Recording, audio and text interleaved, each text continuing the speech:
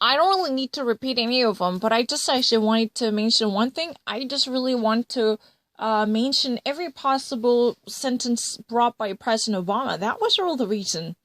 I actually sometimes miss one thing because I cannot actually memorize every possible sentence given by him. I can actually give a brief summary or even actually bullet pointed sum up or overview in order to prevent this type of accidental missing. Even though I heard that, I immediately made an immediate reaction to some of Obama's sentences. That means I heard them. It's not something that I actually misheard. I really actually remember that President Obama actually literally at some point wanted to reach out to his opponents by saying that if you really have a better options for healthcare, then you can actually give out immediate proposals. In that way, we can actually discuss things out. But there were actually no content-oriented opposition. This was a really vainglorious and empty-handed blockage and stonewalling until Obama would cave into their pressure or kneel down to their obstructionism. So you know what? He's not really the person who would actually normally be touched by this type of behavior at a personal level. Because he's been actually open to opposition, suggesting that he's always willing to lend a hand to those type of different-minded people as long as they have constructive ideas. He never actually claims that he was really the only person who has authority to pursue one's own agenda unilaterally, because if there were to be a better person who might actually engender improvement of current status quo, then he was always ready to lend an ear to that person or that group. That was the very mindset of his policy. But Republicans were so destructive, he later realized that the whole rationale behind this type of systematic no culture was from him.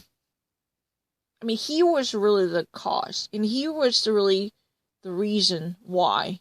There was no other excuse or not even subterfuge, because he never even actually heed this type of hostility. Yeah, it was very obvious. He actually had no serious and harsh feeling because, after the retirement from the presidency, definitely it's really normal, not for his case alone. Many of his statutes that were being, returned, they were reverted, or they were actually repealed and overruled. These are only the genuine change of course, and that's really normally how the system works. So there was nothing personal in that point. But he's been actually gravely concerned that there is a systematic hatred or destructive blockage that could even actually ruin what's best for the nation, because they've been too caught up in the partisan battle for no reason but ideological hatred or abomination for each other. That was, the very concern. Because, there is nothing that much personally affecting him. Because, even that would be somewhat emotionally troublesome. That's true. But that does not mean, he's been completely struggling with this notion. He's been reeling from this type of bully tactics. No. That's not really the case. Because, some of the statutes or legislative works, they're actually occasionally being turned over or overruled or overridden. Those are really common aspects of democracy.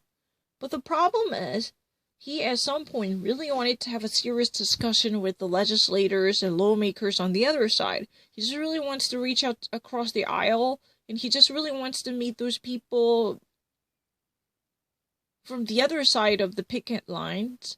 But those type of efforts were so futile in such an acrimoniously acid toxic environment where senseless and baseless hatred was flying in the atmosphere.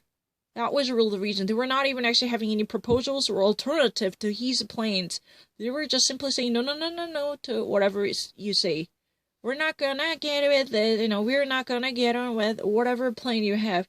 That kind of somewhat, puerile and meaningless obstruction was all they could actually think of at the time.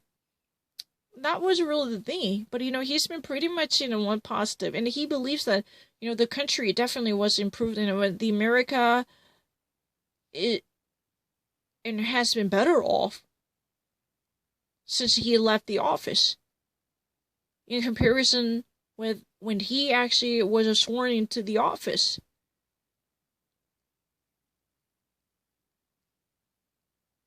I mean, I just, what? I sometimes really need to break it down into some sentences in order to capture every side of it. It's not something that I have to listen to these again because I've already actually made immediate action that truly reflected my understanding. But sometimes, even if I actually, took note of them, I sometimes do not mention them. I've been actually too carried away by the other story. I've been too passionate about other policy issue. So I kind of didn't really mention what he truly said. And that's a problem. I need a little keyword to be reminiscent about his actual words in his own words. That was really the only problem.